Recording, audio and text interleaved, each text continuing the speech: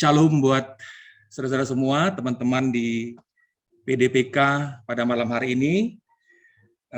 Terima kasih kami sudah diberi kesempatan untuk melayani Tuhan melalui ibadah PDPK pada malam hari ini.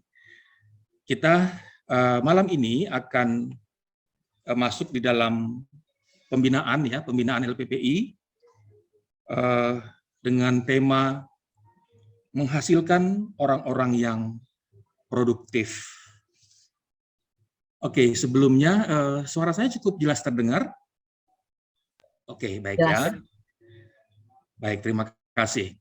Saya akan men-sharekan beberapa dokumen untuk kita pada malam hari ini.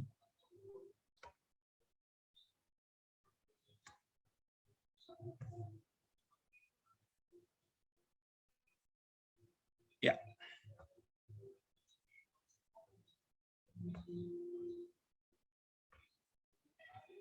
Oke. Ya, jadi judul pembinaan kita menghasilkan orang-orang yang produktif. Bapak Ibu, saudara sekalian, teman-teman sekalian yang dikasihi Tuhan, kebutuhan akan pekerja, ya, kebutuhan akan pekerja di ladang Tuhan sampai hari ini itu masih sangat banyak kebutuhannya, ya, masih sangat banyak kebutuhannya. Kalau kita membaca di dalam Yohanes 4 ayat 35 ya, itu dikatakan ladang sudah menguning dan siap untuk dituai. Artinya apa? Bahwa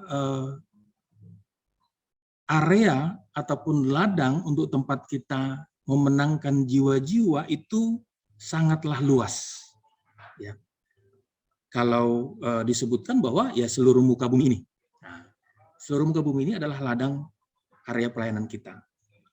Nah, dengan sedemikian luasnya ladang itu, tentu dibutuhkan ada banyak sekali pekerja-pekerja. Ya. Dibutuhkan banyak sekali pekerja-pekerja untuk mengelola ladang tersebut.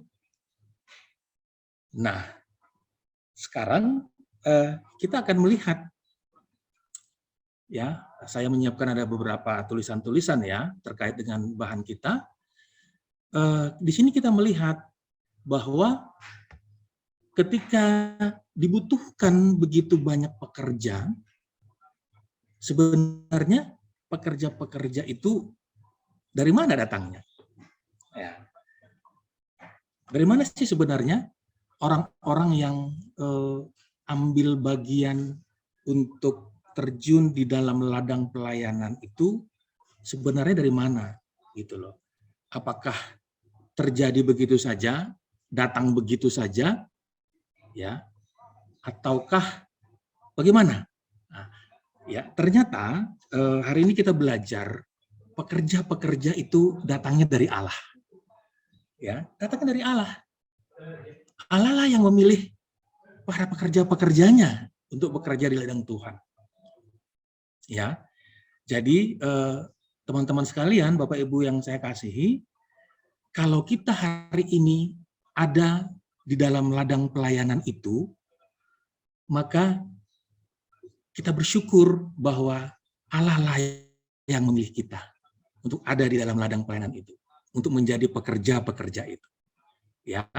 Nah, dalam Matius 9 ayat 38 dikatakan, karena itu mintalah kepada Tuhan yang empunya tuaian, supaya ia mengirimkan pekerja-pekerja untuk tuaian itu.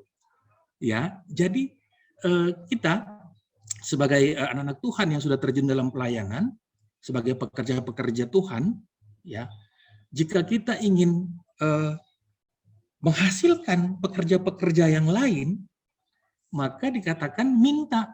Ya, minta kepada Tuhan yang punya tuaian. Siapa? Itu dari Allah sendiri. Ya, kita minta kepada Allah. Nah, lalu kalau begitu, kalau kita dikatakan cuma meminta ternyata, terus kita hanya memintanya bagaimana, gitu ya? Apa yang kita lakukan di dalam meminta dari Tuhan untuk para pekerja-pekerja itu? Nah, yang kita lakukan ya disebutkan di sini adalah kita berdoa, meminta kepada Allah dan selalu di dalam penyelidikan akan firman-Nya. Ya. Jadi kita minta kebutuhan akan pekerja-pekerja itu di dalam doa-doa kita. Ya. Sama seperti kita akan melakukan kesaksian ya, bersaksi ataupun melakukan penginjilan, selalu diawali dengan berdoa. Ya. Nah, ternyata itulah juga yang kita lakukan ketika kita akan meminta pekerja-pekerja itu dari Sang Empunya tuayan. Ya, kita minta kepada Allah di dalam doa-doa kita. Ya, dan juga melalui penyelidikan akan firman-Nya. Tadi firman-Nya mengatakan, ladang itu sudah begitu luas ya, padi sudah menguning, ya, dan butuh segera dituai. Nah itu artinya ada firman Tuhan yang mengatakan ini butuh banyak pekerja. Gitu. Nah jadi yang pertama yang harus kita lakukan adalah kita berdoa untuk meminta kepada Allah. Yang kedua dikatakan kita jangan berharap kepada manusia ataupun metode yang baik, program keagamaan yang baik, bahkan yayasan yang paling baik sekalipun untuk mendatangkan pekerja itu tadi. Ya, ternyata datangnya pekerja-pekerja Kristus itu sama sekali tidak bisa kita harapkan dari manusia, saudara sekalian. Ya, kita teringat ya kalau ketika kita katakanlah misalnya kita akan membuka kelas pemuridan contohnya ya. Kita akan membuka kelas pemuridan. Nah, kalau kita dalam hal merekrut calon-calon murid gitu ya. Kita hanya berharap kepada mengandalkan sistem rekrutmen gitu ya, mengandalkan apalagi iklan yang baik gitu ya. Kemudian pokoknya kontak semua rekan-rekan kita. Nah, tapi kita lupa berdoa nih ceritanya nih. Kalaupun misalkan nanti bisa terkumpul ada banyak calon-calon murid, sering sudah menjadi sudah terbukti gitu ya. Rata-rata yang datangnya dari hanya sekedar hasil dari iklan dan hasil dari program-program yang bagus-bagus itu banyak yang gugur di tengah jalan. Ya. Tapi kita sering sekali kita membuktikan itu bahwa orang-orang, nama-nama yang benar-benar sungguh-sungguh kita bawakan dalam doa kepada Tuhan, mereka lah orang-orang yang bertahan. Ya.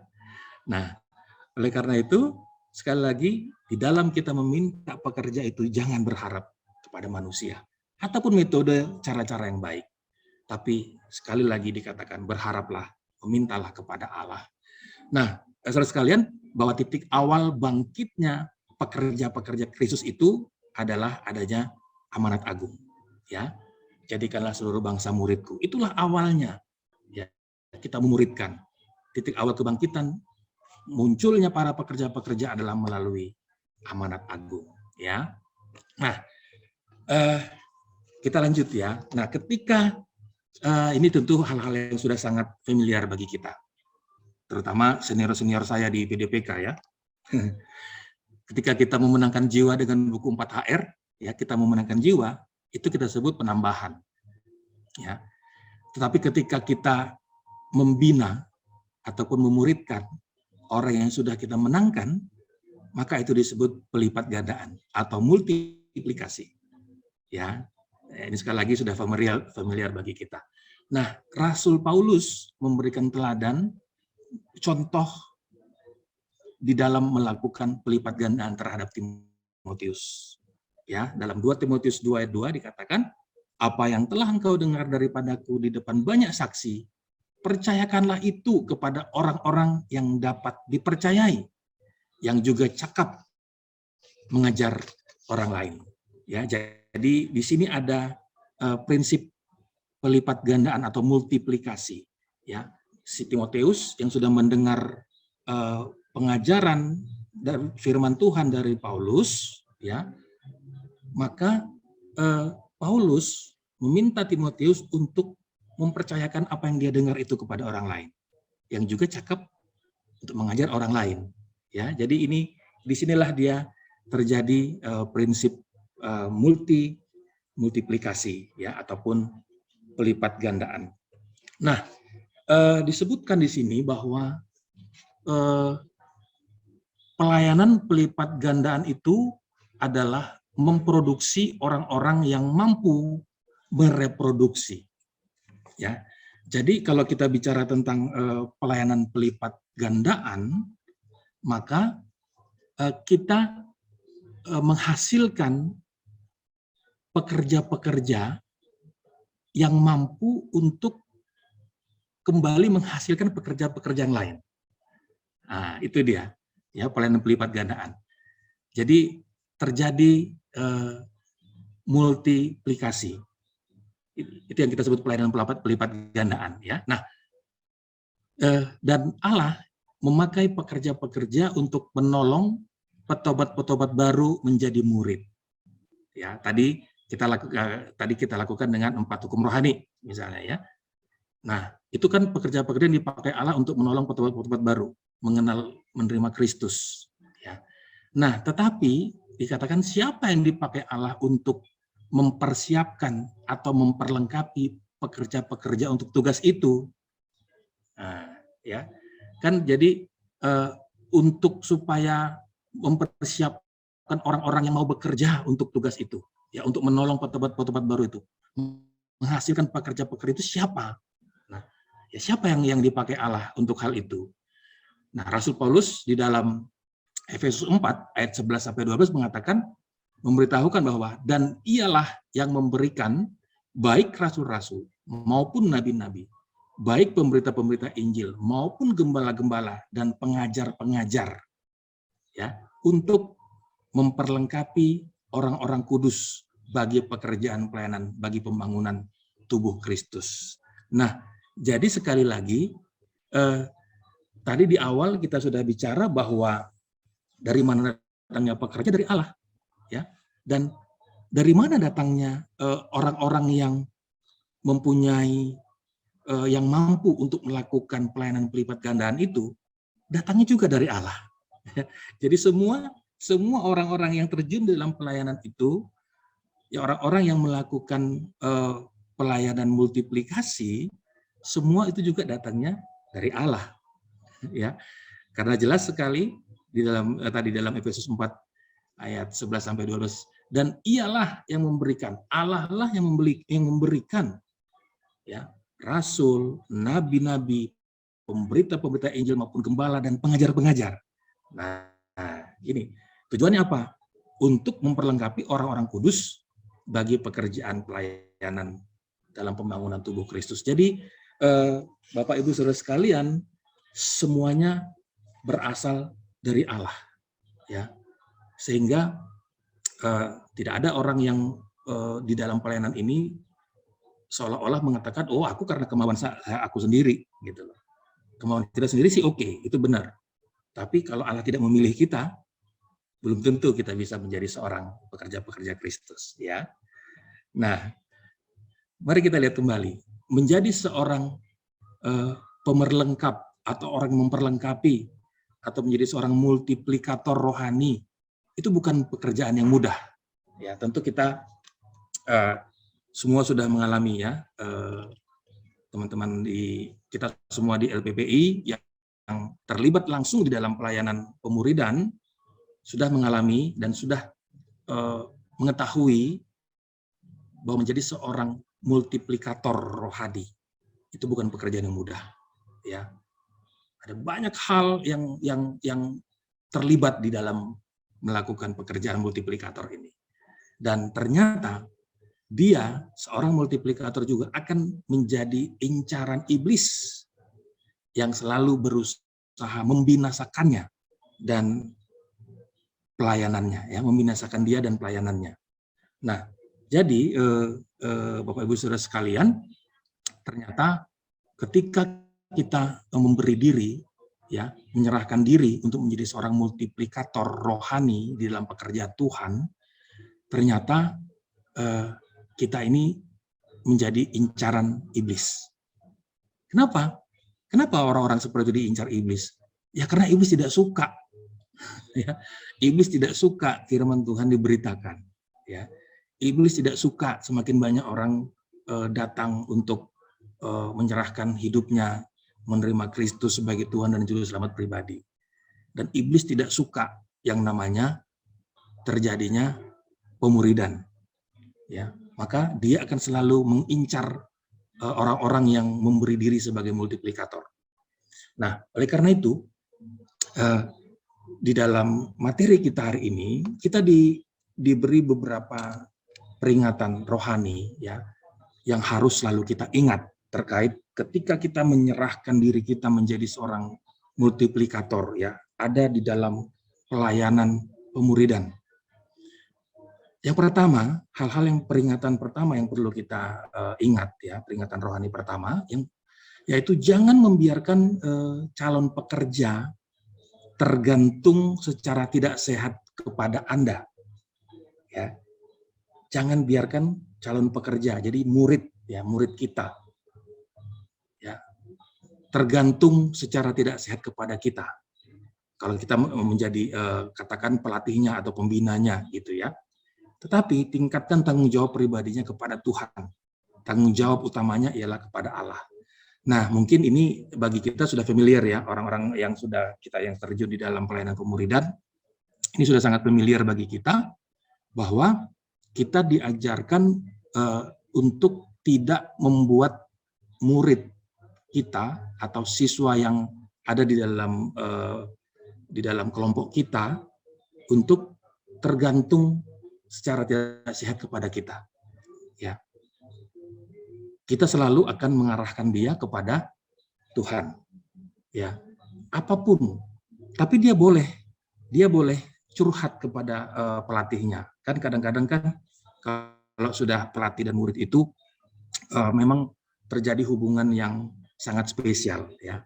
Sangat spesial maksudnya adalah si murid itu kadang-kadang mau untuk mengungkapkan, ya, apa yang menjadi pergumulannya, apa yang menjadi kegalauannya, ya. Kadang-kadang itu kan terjadi.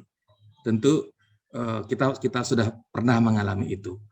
Nah, tapi hati-hati, ternyata itu bisa dipakai iblis untuk membuat si murid itu justru bukan bergantung kepada Tuhan ketika dia mengalami permasalahan atau pergumulan, tapi dia bergantung kepada pelatihnya atau pembinanya.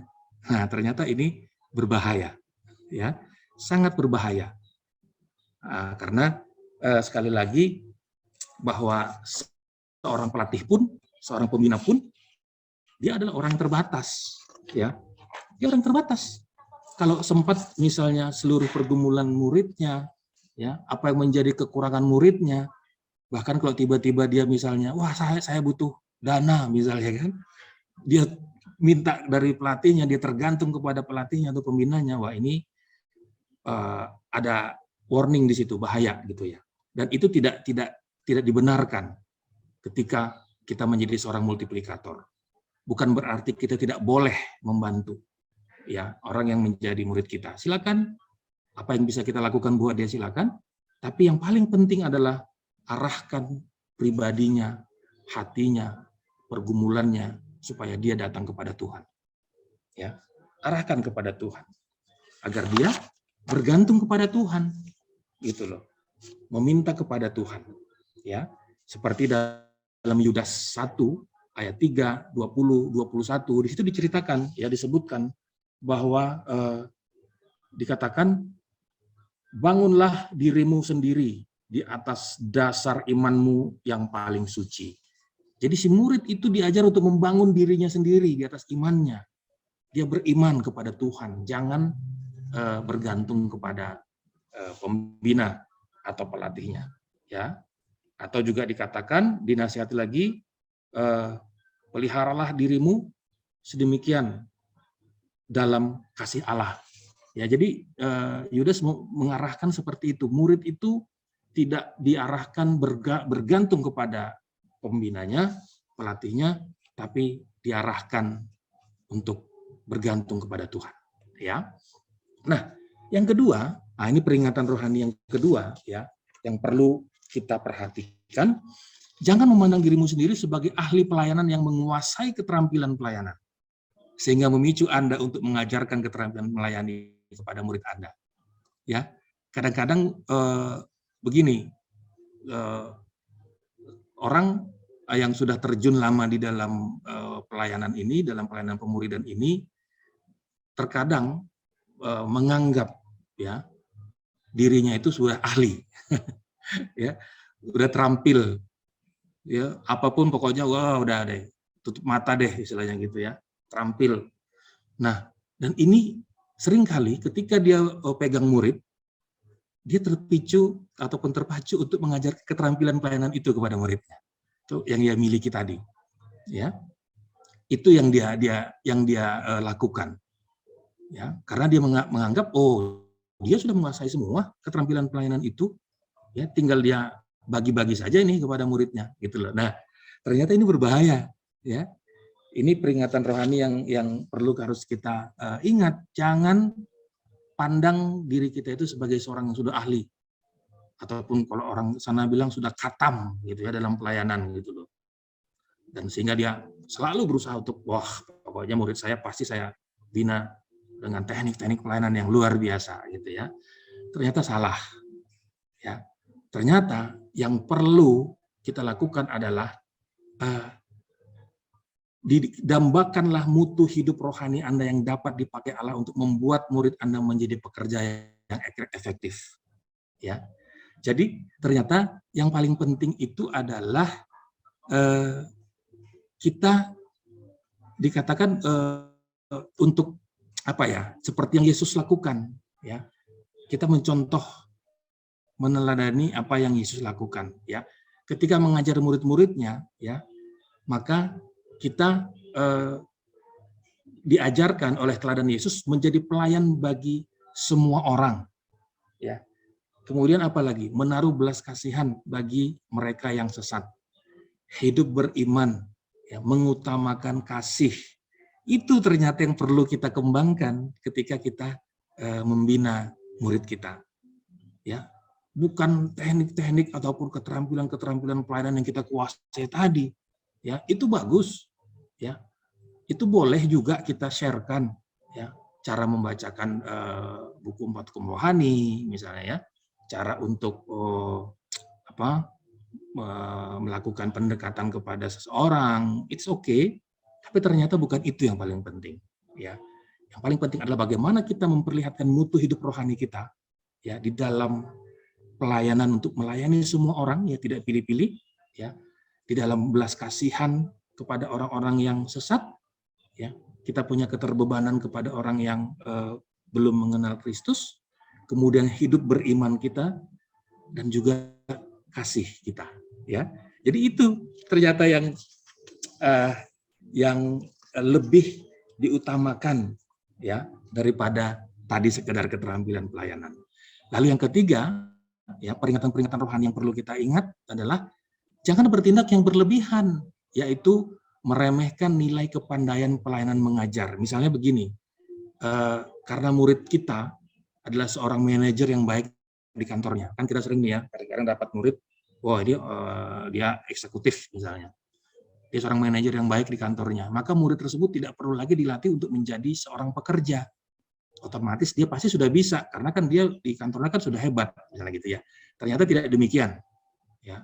Seorang multiplikator dikatakan harus melatih murid tersebut agar menjadi pekerja yang baik di ladang tuayan, sehingga tuayan dikumpulkan lebih cepat dan efisien. Jadi, kalaupun kadang-kadang kan terjadi seperti itu, orang yang kita muridkan itu sudah punya posisi yang baik di bidangnya, ya, sehingga kita pikir udahlah dia udah ngerti deh, gitu ya, dia udah paham lah, yang kayak gini mah mungkin masih di bawah di bawah ini pemahaman dia, di bawah apa yang dia pernah lakukan sehari-hari gitu ya. Nah, ternyata tidak seperti itu. Tetap namanya seorang murid, siapapun posisi dia, ya apapun jabatan dia di tempat dia bekerja di luar sana, dia tetap harus menjadi murid, ya. Tetap harus dilatih menjadi pekerja yang baik di ladang tuaya. Ya. Karena apa? Jauh berbeda apa yang dia hadapi di kantornya atau dengan apa yang dia akan hadapi di ladang pemuridan, ya. Jadi tetap harus dilatih, ya, tetap harus ada pembinaan, sehingga dikatakan agar dia menjadi pekerja yang baik dan tuayan itu dapat dikumpulkan lebih cepat dan efisien. Ya, jadi pemuridan itu bisa berjalan lebih cepat kalau orang-orang yang memang sudah hebat di luar, tapi tetap kita latih, ya, tetap kita bina dengan apa yang sudah kita dapatkan di dalam pemuridan seperti yang kita lakukan selama ini, ya. Kemudian yang keempat, hal-hal yang harus kita perhatikan adalah hindari pengertian bahwa latihan ini dapat dilakukan dalam keadaan kosong. Nah, ini maksudnya apa gitu ya? Apa maksudnya menghindari pengertian bahwa latihan ini dapat dilakukan dalam keadaan kosong? Nah, saudara sekalian, sering sekali seorang multiplikator itu terjebak ya untuk mengajarkan kepada muridnya semua yang dia ketahui tentang firman Tuhan di dalam jam pertemuan dengan murid gitu ya. Kadang-kadang kan bisa seperti itu ya. Karena apalagi tadi seperti dikatakan, wah kita sudah sangat lama ini ada di pelayanan pemuridan ini gitu. Banyak hal yang sudah kita ketahui tentang firman Tuhan. Nah, jadi kita ketika memuridkan, ya ada murid kita, maka kita terjebak tadi dikatakan untuk mengajarkan semua yang kita pahami, semua yang kita ketahui tentang firman Tuhan, ya, menghafalkan ayat-ayat Alkitab kepada murid kita ya. Jadi setiap jam pertemuan itu yang dia lakukan, mengajarkan apa yang dia ketahui tentang firman Tuhan, menghafalkan ayat Alkitab, baru mengajarkan keterampilan menginjil, gitu ya, bersaksi dan lain-lain. Nah, dan memang dalam kenyataannya semua yang dia ketahui itu transfer nih, ya, transfer kepada muridnya. Nah, karena muridnya juga nangkep gitu loh, transfer. Nah, tapi yang terjadi setelah itu apa? Setelah si murid udah banyak tahu juga gitu ya, dapat dari pelatihnya, dari pembinanya, ya sudah, muridnya mengatakan terima kasih Kak, terima kasih Pak, selesai begitu saja, gitu loh. Nah, jadi apa yang salah dalam hal itu? Ya, apa yang salah kalau terjadi seperti itu? Si pelatih tadi, si multiplikator itu, dia tidak memperluas pelayanannya dengan melakukan praktek penginjilan. Nah, jadi ternyata ya, ketika kita mengajarkan semua tadi itu apa yang kita ketahui ya, firman Tuhan, keterampilan pelayanan menghafal ayat Alkitab dan lain-lain, dan ketika itu tidak disandingkan dengan melakukan penginjilan, ternyata itu dikatakan menjadi suatu hal yang hambar dan membosankan. Ya. Jadi di buku ini itu dikatakan seperti pelayanan seperti mesin yang datar, hambar dan membosankan. Jadi di mana tidak ada penginjilan, maka pelayanan itu akan hambar dan membosankan. Nah, itu makanya tidak cukup kan hanya sekedar wah pokoknya sudah saya ajari, udah transfer keterampilan, udah macam-macam deh. Tapi tidak pernah melakukan prakteknya, gitu loh, ya. Tidak pernah melakukan penginjilannya. Nah, itulah dikatakan dia akan melakukan pelayanan itu dalam keadaan kosong. Tidak ada hal yang dia didapatkan oleh si murid yang dia tadi selain daripada pengetahuan saja. Ya.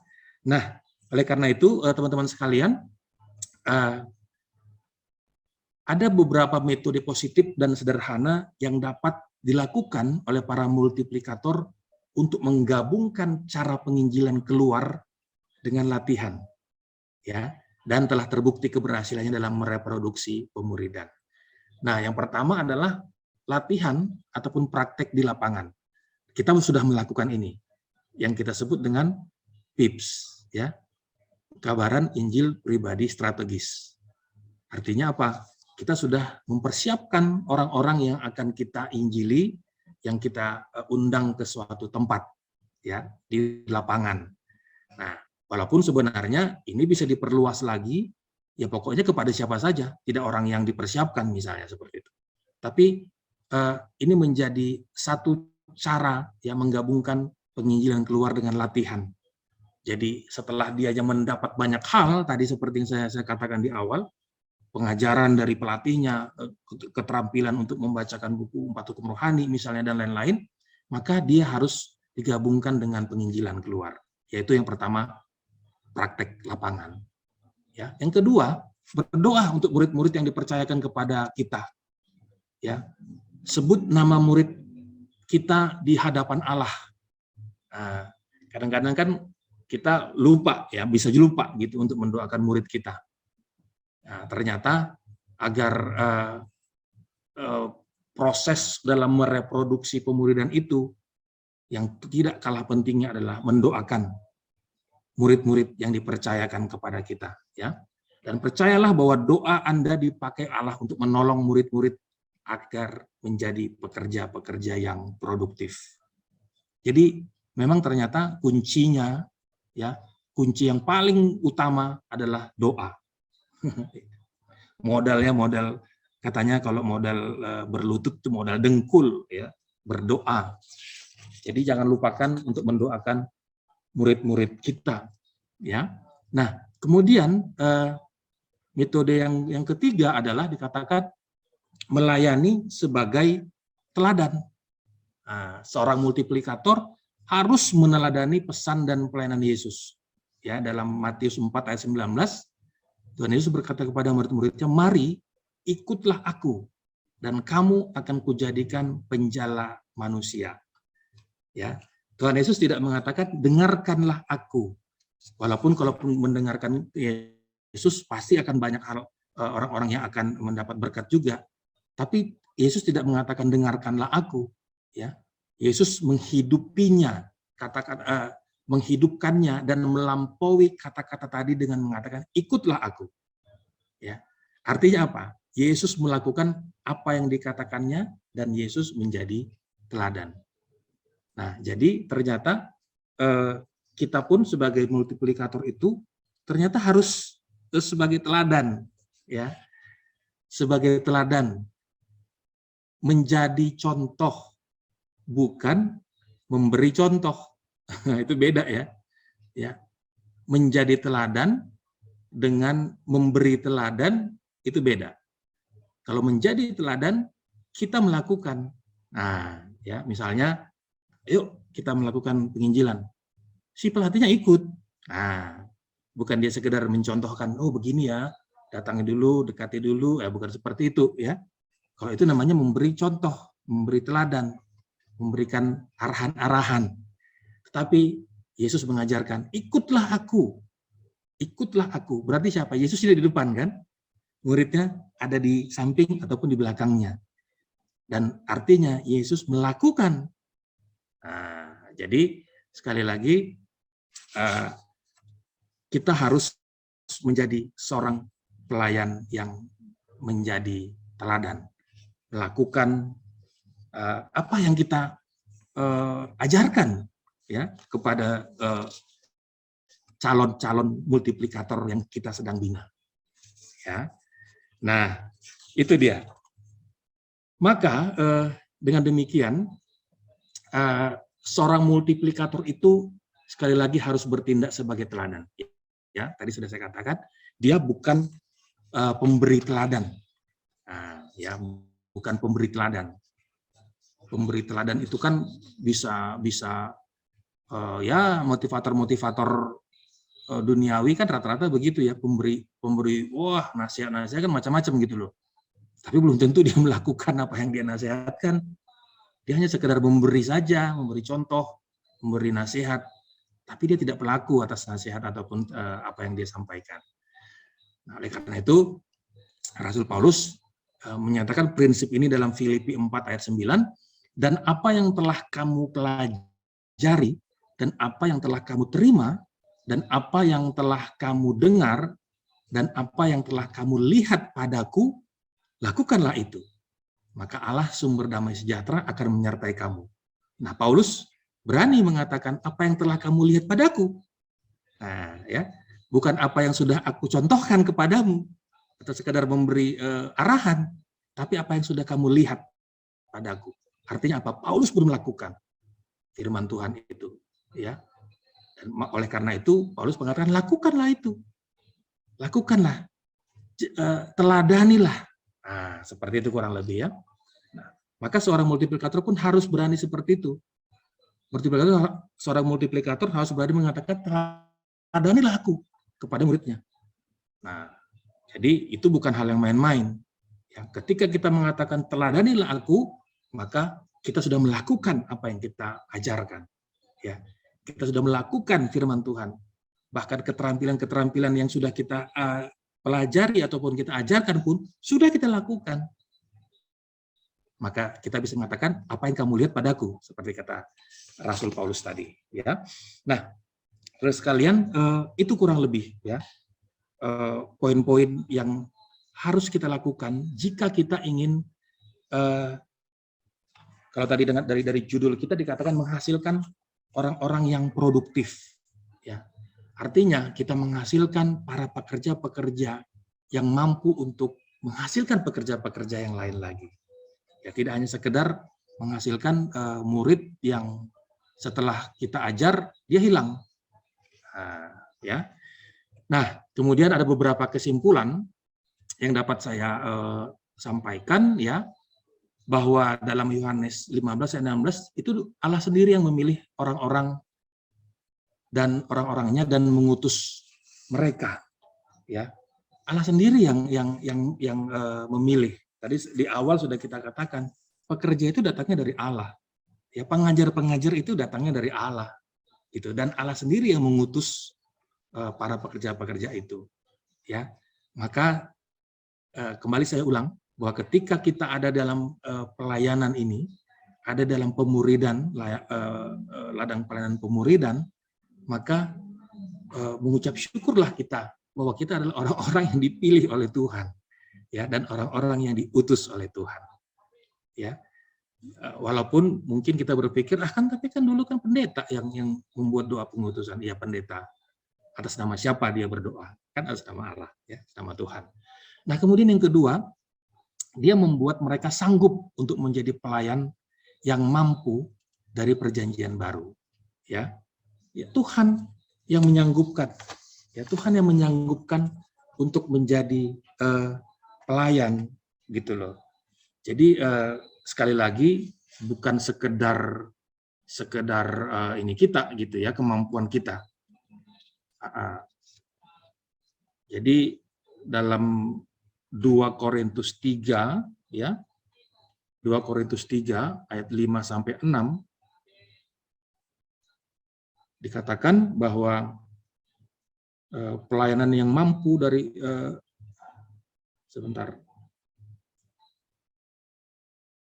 dengan diri kami sendiri, kami tidak sanggup untuk memperhitungkan sesuatu seolah-olah pekerjaan kami sendiri. Tidak. Kesanggupan kami adalah pekerjaan Allah. Ya, Allah yang memampukan, Allah yang menyanggupkan. Ya, ialah membuat kami juga sanggup menjadi pelayan-pelayan dan dari suatu perjanjian baru yang tidak terdiri dari hukum yang tertulis, tetapi dari Roh. Ya, jadi Allah yang memberi kesanggupan. Ya. Jadi kalaupun kita sampai hari ini masih dimampukan, disanggupkan untuk menjadi pelayan-pelayan dari Tuhan, maka itu datangnya dari Tuhan sendiri. Ya. Kemudian yang ketiga, Tuhan yang memberi kuasa pada pekerjaan yang disediakan bagi mereka. Ya, Tuhan yang memberi kuasa. 2 Korintus 4 ayat 7. Tetapi harta ini kami punyai dalam bejana tanah liat, supaya nyata bahwa kekuatan yang melimpah-limpah itu berasal dari Allah, bukan dari diri kami. Ya, jadi kuasa itu datangnya dari Allah.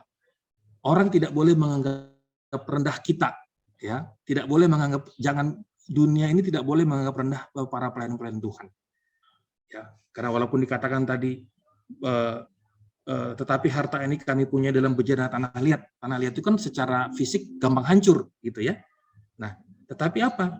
Di dalam yang seperti itu Allah bisa memberi kuasa kepada para pekerja-pekerjanya.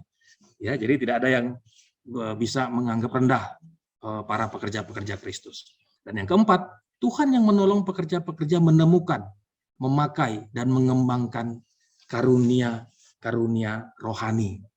Ya, jadi Tuhan bisa memakai para pekerja-pekerjanya ya seperti apa yang Tuhan kehendaki. Ya, dengan karunia-karunia rohani yang Tuhan bisa anugerahkan kepada para pekerjanya.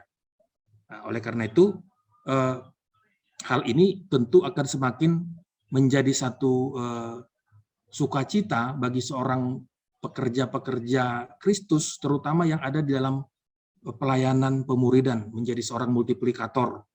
Ya, yang tadi saya katakan di awal, ini bukan pekerjaan yang mudah. Ya, pengorbanannya terlalu besar sebetulnya, banyak sekali.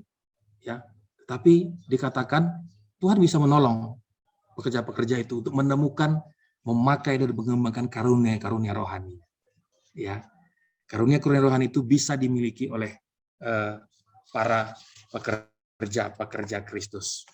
Nah, kemudian yang kelima, pelayanan seorang multiplikator ialah pelayanan pekerjaan iman, ya, pekerjaan kasih.